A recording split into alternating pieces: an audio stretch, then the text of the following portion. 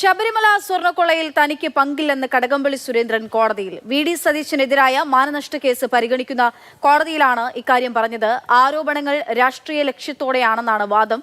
VD. സതീശന്റെ വാദം പറയാൻ ഹർജി പരിഗണിക്കുന്നത് 15ലേക്ക് മാറ്റി. ആർ അനന്തകൃഷ്ണൻ വിവരങ്ങളുമായി ചേരുകയാണ്. അനന്തൻ, എവിടെയാണ് കടകംപള്ളി ഇക്കാര്യങ്ങൾ പറയുന്നത്? എന്താണ് അദ്ദേഹം വിശദീകരിക്കുന്നത്?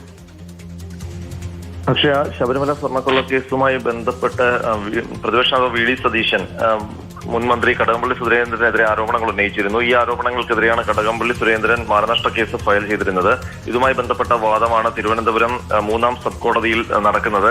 ഇന്ന് കൂടിയായിരുന്നു കടകംപള്ളി സുരേന്ദ്രന്റെ ഭാഗം വാദങ്ങൾ ഉന്നയിക്കാനുള്ള അവസരം കോടതി നൽകിയിരുന്നത്. അതിലാണ് കടകംപള്ളി പറഞ്ഞത് തനിക്ക് ശബരിമല സ്വർണ്ണക്കൊള്ളയുമായി യാതൊരു ബന്ധവുമില്ല, തനിക്കെതിരെയുള്ള ആരോപണങ്ങൾ രാഷ്ട്രീയ പ്രേരിതമാണ് എന്നുള്ളൊരു വാദം മുന്നോട്ട് വെച്ചത്.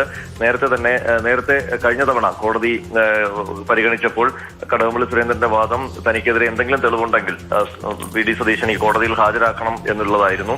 എന്നാൽ അത്തരം തെളിവുകളൊന്നും വന്നില്ല. ഏതായാലും വി.ഡി. സതീശന്റെ വാദങ്ങൾ കേൾക്കാൻ വേണ്ടി കോടതി ഈ കേസ് പരിഗണിക്കുന്നത് ഈ മാസം 15ലേക്ക് മാറ്റിയിട്ടുണ്ട്.